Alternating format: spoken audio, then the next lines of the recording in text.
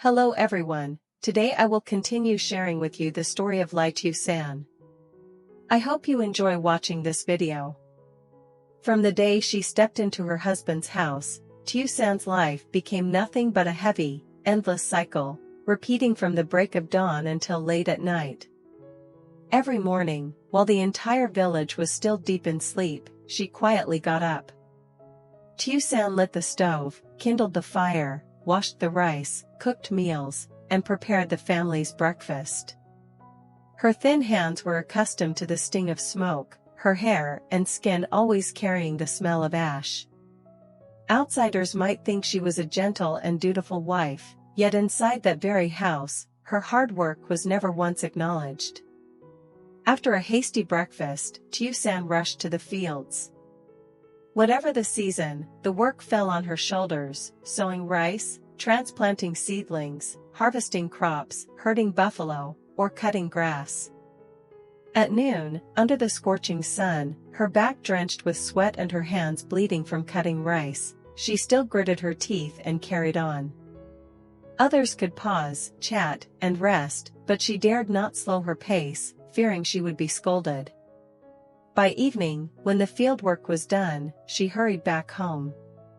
Rest was never an option, there were still countless chores, preparing dinner, tending the livestock, washing clothes, cleaning the house.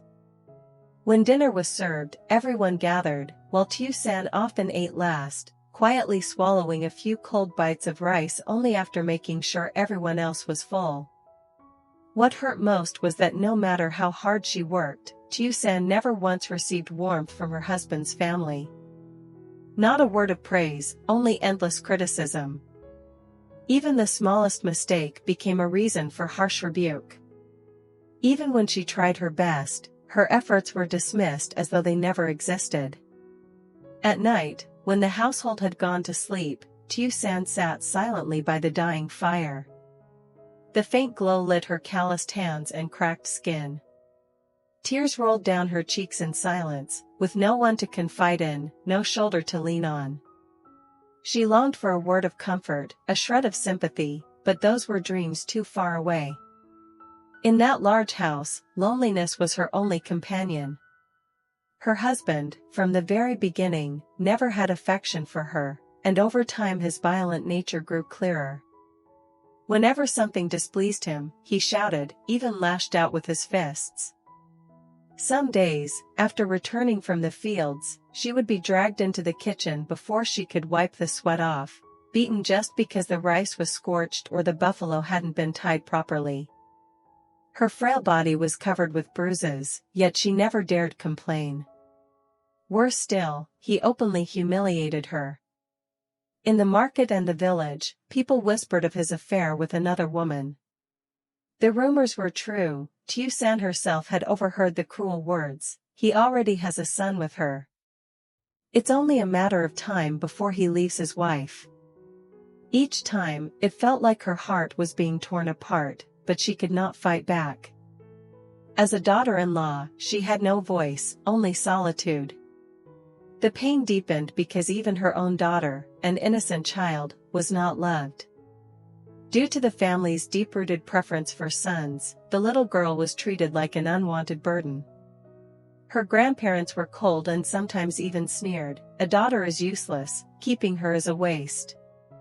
The child could only cling to her mother in tears, while Tieu San swallowed her own sorrow, trying to shield her with what little strength she had left. In that household, Tieu San had no refuge, no one to turn to. A cruel husband, harsh in-laws, and a daughter despised simply for being a girl. Day after day, her life became a long stretch of darkness, not only endless physical toil but also a torment of the spirit. The light in her eyes gradually faded, leaving nothing but a dim shadow where hope once lived. In a household already filled with injustice, the return of her younger sister-in-law only plunged Tieu San's life deeper into darkness. Ever since she came back home, that woman had kept to her reckless ways, idling about, indulging in pleasures, and never lifting a finger to help. Whatever money she had, she squandered on drinking, parties, and frivolous shopping. And when her purse ran dry, instead of working, she schemed and prowled, stealing from her very own family. Time after time, money from the chest would mysteriously disappear, or rice from the granary would vanish without a trace. Each time, suspicion fell squarely on Tieu San.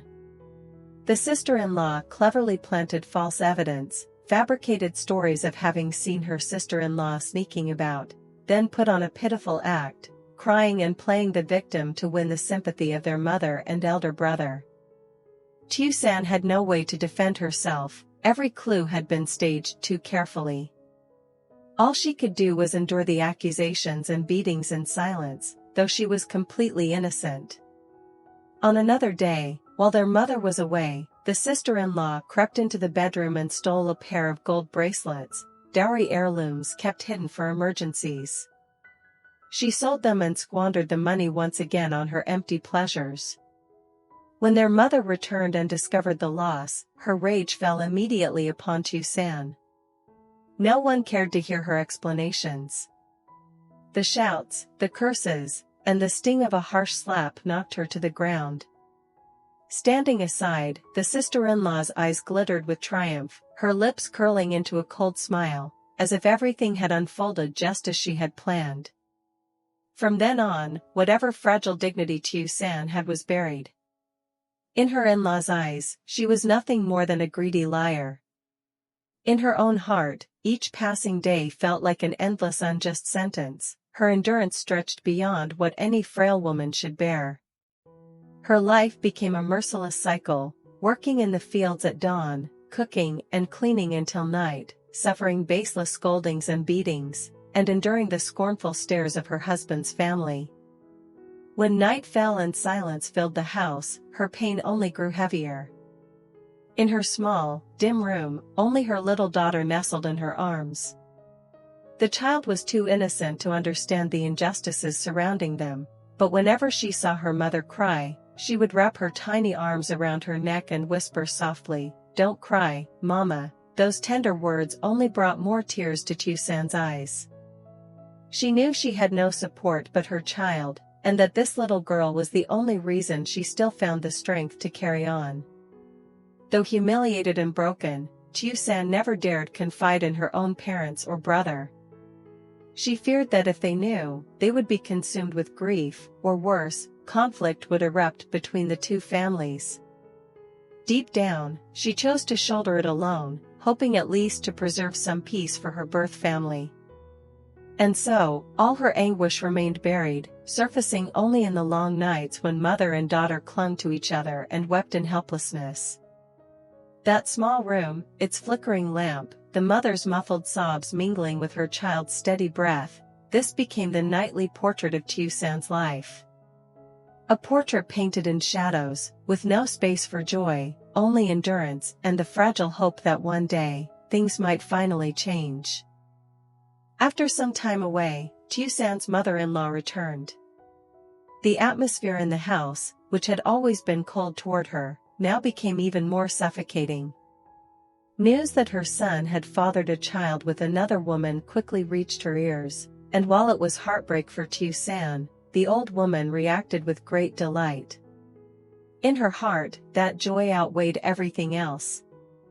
She was convinced the child would be a boy, the heir the family had been longing for. At once, the look in her eyes toward Tieu San turned more disdainful than ever. She would often spit out cutting, sarcastic remarks. What use is a daughter? A son is the pillar of the family, the seed to carry on the bloodline. Each word was like a blade slicing into Tieu San's heart. She quietly held her little girl close, painfully aware of the coldness from the very family that was supposed to protect her. Her innocent daughter had become nothing more than an excuse for her husband and his mother to despise them both, as if their presence was just an unnecessary burden. From that day on, the mother-in-law no longer paid the granddaughter any attention. Instead, she busied herself preparing gifts, eagerly waiting to welcome the new baby outside. Whenever guests came to the house, she would boast about the precious grandson soon to be born, never once mentioning the little girl playing silently by Tieu San's side. In the cramped home, Tieu San felt herself pushed further and further to the margins. Physical pain was not enough, now her heart bore wounds that would never heal. On long nights, she clutched her daughter to her chest, whispering as if to reassure herself, "You are everything to me, my blood and flesh that I will protect at all costs." From the moment news of the other baby spread, her mother-in-law treated it as the greatest joy of her life. She openly defended her son, often hinting, "A family must have a grandson to continue the lineage, to bring honor to our name." Those words were both a boast and a dagger driven into Tieu San's heart. Her husband, who had long been indifferent, grew even more cruel. He became bolder, staying away from home more often, using work as an excuse to live with the other woman. When he did return, he made no effort to hide it. In fact, he flaunted it, speaking proudly about the son soon to be born. Her mother-in-law never stopped pressing the issue. A wife's duty is to bear children, and only a son has value. If a daughter-in-law cannot do that, she should step aside for someone else. Those words hung over Tieu San like a death sentence. From being shunned, she now had to listen to open discussions, right in front of her, about how to drive her out of the house and make way for the other woman and her child. Family meals became unbearable. Her mother-in-law domineered, the younger sister-in-law mocked and sneered, while her husband sat cold and distant, as if she were a stranger. At night, Tieu San sometimes overheard whispers on the porch. "When the time is right, force her to sign the papers, then bring the other woman and her child home. Our lineage needs a grandson, we can't let a daughter stand in the way." All Tieu San could do was clutch her daughter tightly, her heart twisting in agony. In that house, she and her child had become outsiders, shadows that could be cast aside at any moment. In those days, Tieu San's heart was a storm of torment with no way out.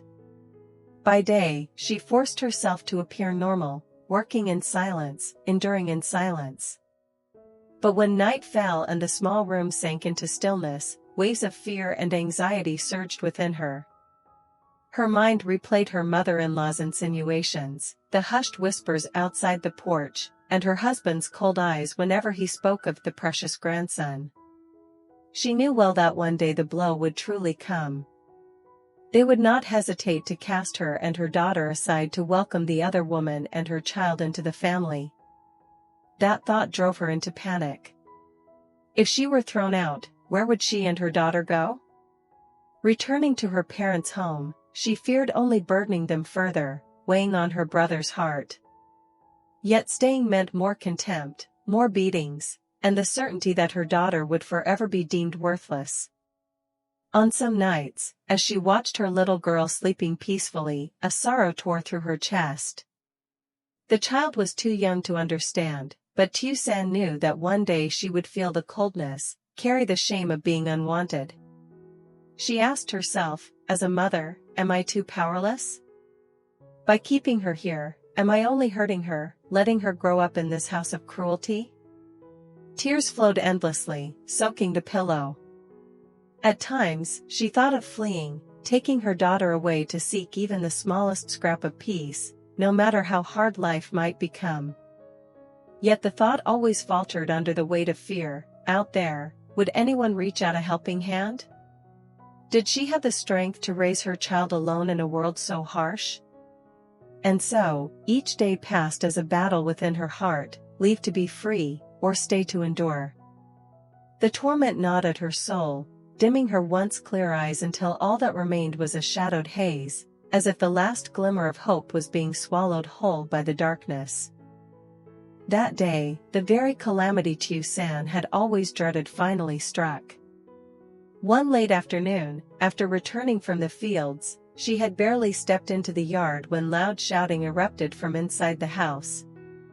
Her mother-in-law was wailing, pounding her fists on the table, while the younger sister-in-law covered her face in feigned fear, stammering, I saw it.